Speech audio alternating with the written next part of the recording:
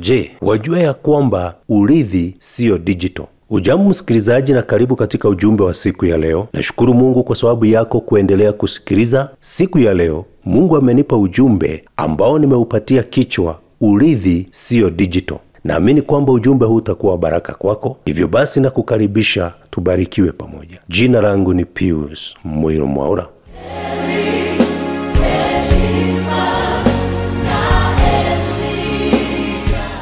Mambo mengi duniani hufanyika kwa kufinya button na yale mambo yanatokea. Kwa kufanya kitu kidogo tu, kwa dakika 5-10, unakuta umepasha chakula na umekula. Unakuta umepika chakula fast food na umekula. Unakuta umepanda cabbage na kwa miezi 3 umeivuna. Lakini urithi ni tofauti. Urithi haijawahi kuwa digital na haitakuja digital. Digital inamaanisha nini? Mambo ambayo ni ya dijitali ni mambo yanafanyika kwa haraka. Kwa muda mfupi tu umepiga simu, umeongea na mtu ambaye ako nchi za mbali, ambayo kwa kutembea kwa miguu ungeenda miaka. Lakini urithi inahitaji ungoje chini ya mtu, awe ni mzazi wako awe si mzazi, unaweza kumrithi mradi tu ukubali kukaa chini yake kwa mafundisho yake mpaka upate kile alicho nacho.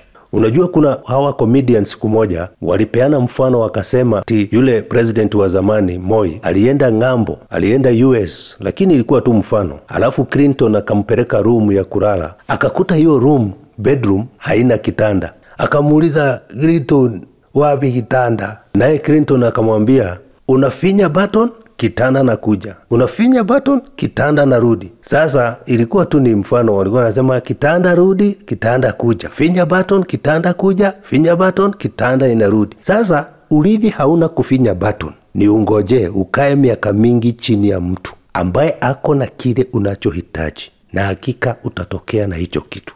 Ukiniangalia mimi na kama baba yangu, na mambo mengi nitafanya kama baba yangu, kwa sababu nilikaa chini ya baba yangu kwa muda mrefu. Hata siku ya leo ukiwa na kamzungu kadogo, mtoto wa mwaka mmoja mzungu, umlee ukiwa Mkikuyu, hakika huyo mtoto atasoma na atajua Kikuyu, hatajua alikuwa Muingereza, kwa sababu amekaa na wewe kwa muda mrefu, mpaka amenyonya mpaka lugha, amenyonya mpaka tabia, amenyonya kila kitu. Nataka kusema nini? Unaweza kupokea mambo ambayo haujakuwa nayo katika maisha kwa kukaa chini ya mtu aliye na baraka hiyo, aliye na ushindi huo, aliyefanikiwa. Mfano mzuri ni mwanafunzi na mwalimu wake. Jinsi mwanafunzi anavyokaa chini ya mwalimu muda mrefu, ndivyo mwalimu anaendelea akimpatia hekima aliyonayo, elimu aliyonayo, ujuzi alionao, mpaka yule mwanafunzi anafanana na mwalimu wake. Hata ukiwa tajiri na uwe unataka mtoto wako awe amepata masomo, hauwezi kwenda na pesa useme nataka nilipe shule hii na walimu hawa kiwango chochote cha fedha watakachoitisha, nao wapatie mtoto wangu hekima na elimu wakati mmoja tu, iingizwe kwa akili bila kutumia muda mrefu. Badala mtoto aende nursery miaka 3, aende primary miaka 8, aende secondary miaka 4, na aende university miaka 4 ama zaidi, ulipe hiyo hekima mtoto apewe kwa siku moja. Haiwezekani. Ni lazima yule mtoto akae chini ya mwalimu kwa muda wa hiyo miaka yote, ili atakapotoka awe amenyonya. Nafikiria jina nzuri na neno nzuri la kutumia ni kunyonya. Awe amenyonya yule mwalimu mpaka atakapokuwa anatoka, atakuwa sawasawa na yule mwalimu aliyemfundisha. Kuna baraka ambazo tunapata wakati tumekaa chini ya mtu kwa muda mrefu. Ukiangalia wanafunzi wa Yesu alipokuwa anakutana na wao, unasikia akiwaambia, wacheni kutega samaki, nifuateni. Hiyo kufuata si kumaanisha umfuate na miguu uendelee kumfuata. Inamaanisha anza sasa kuwa mwanafunzi wangu. Na anawaambia, nifuateni nami nitawafanya wavuvi wa watu. Shida yetu kubwa siku ya leo, tunataka tuende tukute mvuvi, na hapo hatutakaa na yeye tumulipe pesa na tujue kuvua, na hiyo haiwezekani. Yesu alipokuwa anawaambia nifuateni, kwa njia moja ama nyingine, naona kana kwamba alikuwa anawaambia, kujeni niwafundishe sasa, kubalini kukaa chini yangu sasa, nami nitawafanya wavuvi wa watu. Yani nitawafanya kama mimi mwenyewe. Siku moja, unajua punda wa nyumbani na punda milia. wakakutana mahali. Ni mfano tu, inasemekana ya kwamba punda hakuwa na laini hizi mbili anakuwa nayo, hii msalaba anakuanga nayo, alikuwa tu ni rangi moja. Na akaona punda milia ni mrembo sana akiwa na black and white. Akaenda akamwambia punda milia, mimi nataka nikae maridadi na mrembo kama wewe. Naye punda milia akamwambia, haina shida, nitakupatia, na haina shida, lakini utaweza kugharamika, utaweza kufanya vile nitakwambia. Punda akamwambia, ile pesa utaniitisha nitalipa. Mimi huwa nabebea watu mizigo na niko na pesa. Kwa hivyo ukiitisha pesa nitakulipa na wewe unipake hii rangi. Punda milia akamwambia punda wa nyumbani, kama unataka kuwa maridadi kama mimi, sharti ni moja.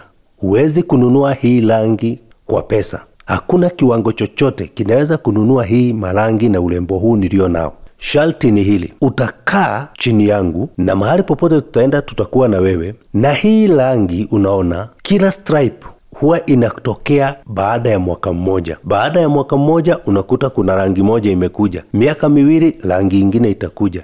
Miaka mitatu rangi ingine itakuja. Akamwambia, na bona usiuze, na hii ni kitu unaweza paka tu rangi dakika 15. Niwe sasa mimi nakaa kama punda milia. Punda milia akamwambia, hiyo ndiyo sharti, ukae chini yangu na baada ya muda utakuwa sasa na marangi na utakuwa mrembo kama mimi. Punda alikaa tu miaka miwili. Mwaka mmoja akawekwa laini ya kwanza, mwaka wa pili akawekwa laini hii ingine ya kwenda nyuma, mwaka wa tatu akakosa kuvumilia akatoka. Lakini akawa anajidanganya ya kwamba ni kama amekuwa kama punda milia. Sasa akiwa ameenda mbele ya watu anaongea kama punda milia, lakini watu wakimwangalia wanaona hapana, hii si zebra, hii ni punda hii. Na hiyo ndio sisi wanadamu huwa tunafanya. Unaenda chini ya mtu fulani, unamwambia mimi nataka niwe kama wewe, na hata katika moyo wako unataka kuwa kama yeye, lakini yale masharti hautaki kuyafuata. Hakuna mtu ataridhi kama hajakaa chini ya mtu anayemridhi. Mtoto wako ni mtoto wako sababu mmekaa na yeye kutoka kumzaa, ukakaa na yeye mpaka akafika mahali pa kuridhi. Na ndio maana unasikia kuna sheria inasema ukiwa umekaa na mfanyikazi kwa muda mrefu, alizaliwa kwako, hata kama si wewe ulimzaa, mkae na yeye kwa miaka mingi, anafaa kuwa mrithi. Unafaa kumpatia urithi kwa sababu amequalify. Urithi ni zaidi ya baraka, ama urithi ni baraka iliyo ya kiwango cha juu. Na kupata urithi hautaupata kwa pesa. Hakuna mtoto anauziwa urithi na mzazi wake. Hata hii huwa tunalipa walimu, tunawalipa pesa ili wafundishe watoto wetu, ama hata watufundishe, sio kuwalipa kununua. Huwa tunalipa sababu wamechukua muda kuwa na sisi ili waweze kugharamia mambo yao. Lakini huwezi kulipa hekima ama elimu ambayo unapata through impartation. Kanisa la siku ya leo tumekuwa wazuri sana. Ukiona mahali mtumishi wa Mungu ni mzuri, unaenda hapo na kifurushi cha pesa, unatoa katika yale madhabahu ama lile kanisa ili uweze kupokea kile alicho nacho mtumishi wa Mungu. Nimekuja nikuambie huwa haifanyi hivyo, na ni vizuri nikuambie ukweli ulio bayana. Baraka utapokea kweli, na kutoa ni principle. Ukiwa mtu mwenye kutoa, hakika utabarikiwa. Lakini kufanana na yule mtumishi itakuwa ngumu. Lakini kupata nguvu alizo nazo, uwepo wa Mungu alio nao, vipawa na karama, itabidi ukae chini yake. Itabidi uwe mwaminifu. Itabidi ukubali ya kwamba kile unatafuta ni zaidi ya baraka, ni urithi, na urithi huwa haununuliwi. Elijah na Elisha alikaa chini ya Elijah, na ikafika wakati wa Elijah wa kuenda, na akamwambia, utakaponiona nikienda, basi utapata hicho unachohitaji. Kumbuka ya kwamba Elisha alikaa chini ya Elijah kwa miaka mingi. Hivyo aliweza kupata nafasi ya kusoma mambo mengi, ya kutii, ya kuona vile kazi ya Mungu ilivyokuwa inafanywa. Na hivyo basi hata alipokuwa anaachiwa, aliachiwa ndio ile vazi, lakini ndani yake alikuwa amesoma mambo mengi. Paulo akaambia kanisa katika kitabu cha Matendo ya Mitume 20:32. Biblia inasema, basi sasa nawaweka katika mikono ya Mungu, na kwa neno la neema yake ambalo laweza kuwajenga na kuwapa urithi pamoja nao wote waliotakaswa. Paulo alijua neno ambalo amekuwa akiwahubiria ni neno ambalo limewajenga kiwango kwamba hata akiwaacha litaweza kuwapa urithi. Wataweza kurithi neema ya Mungu, baraka za Mungu na ushindi wa Mungu. Na hakika hata alipowaacha, haya makanisa haikuisha. Kwa sababu gani? Walikuwa wamekaa chini yake mpaka wakapokea kiwango cha urithi. Mpaka unajua, ukikutana na mtu ambaye anakaa kama yule punda ambaye alipakwa rangi mbili peke yake, utaona huyu mtu ndio anajiita Mkristo, hata ako na ushuhuda, lakini tabia zake zinakataa. Hizi marangi ya pundamilia, kila rangi inaweza simamia tabia fulani ambayo umeipata kwa sababu ya kukaa ndani ya Kristo kwa muda. Ukikaa katika wokovu, utakuta ya kwamba umepata tunda la Roho Mtakatifu ambalo ni uvumilivu. Ukikaa kama ulikuwa unakasirika, utakuta kukasirika kumeondoka. Ukikaa utakuta ya kwamba umekuwa na utu wema. Ukikaa utakuta ya kwamba umepata jambo lingine. Haya yote yanakupatia urembo, nayo huwezi yapata kwa siku moja. Hakuna mtumishi wa Mungu utakayeenda upatie pesa ama mali yako akujenge kiroho. Vitu vya kiroho ndivyo tunasema ni part ama ni sehemu ya urithi, na urithi huwa haununuliwi. Hata kwenu nyumbani, ukitaka kurithi mzazi wako hautanunua. Je, wajua ya kwamba wewe unafanana na yule uliyekaa chini yake kwa muda mrefu? Unajua, mwalimu aliyekufunza mlikaa na yeye muda mrefu mpaka sasa unaanza kufanya mambo kama yeye. Kuna watu ambao ni mechanic ni kama ni lazima wafuruge wale wanafunzi wameenda chini yao. Ni wachache sana nimeona wanakaa na wanafunzi wao na wanawaambia mambo kwa upole. Wengi ni kufurugwa, we leta hiyo spana, leta hiyo 10, leta hiyo fix. Yaani inakuanga ni kufurugwa, toka hapa unakaaje? Naye atakapomaliza awe mechanic, awe na mwanafunzi, atakuwa anamfuruga kama vile alivyofurugwa. Sababu mtu huwa anaamini kwamba mwalimu aliyenifundisha alikuwa right, hakuwa amekosea. Kwa hivyo hata kama alifanya makosa, hiyo makosa unaichukua na unasema hiyo ndio mtindo. Na pia nikwambie, kama unatamani kitu ambacho mtu alio nacho, iwe ni hekima, iwe ni jinsi ya kufanya mambo, iwe ni elimu fulani, iwe ni ujuzi wa aina fulani, njia ni moja tu ya kupokea huo ujuzi, ya kupokea hiyo hekima. Njia ni kukaa chini yake, kukaa chini ya mafundisho yake, kukaa chini ya instruction zake, mpaka siku moja utakapojiangalia utakuta ya kwamba umefanana na huyo mtu. Nimeona watumishi wengi wa Mungu ambao waliishi wakafanya kazi kubwa ya Mungu, watu wakafikiria huyu atakaye mrithi ni mtoto wake, lakini yule aliyemrithi akawa ni mtu wa nje sana. Sababu yule mtu wa nje sana alikaa chini ya huyo mtumishi kwa muda mrefu na kwa uaminifu na tayari kupokea, mpaka akapata impartation iliyozidi hata watoto wa yule mtumishi.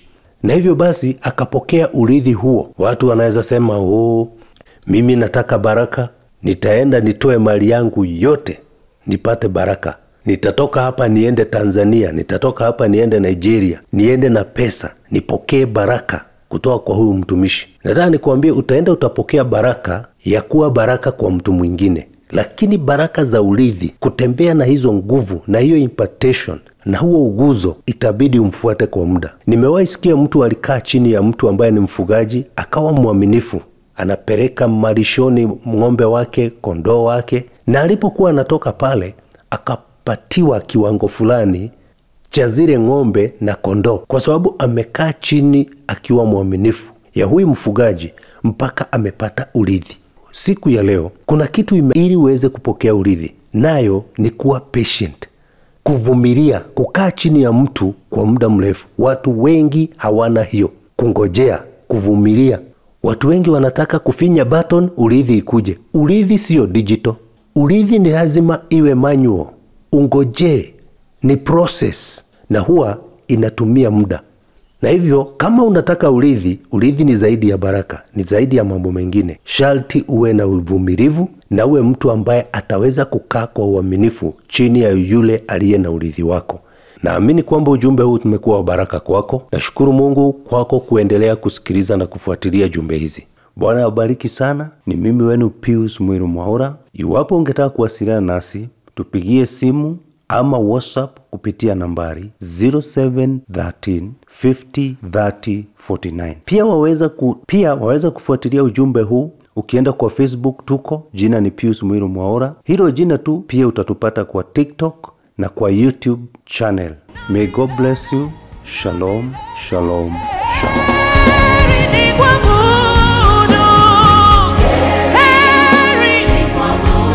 Hallelujah.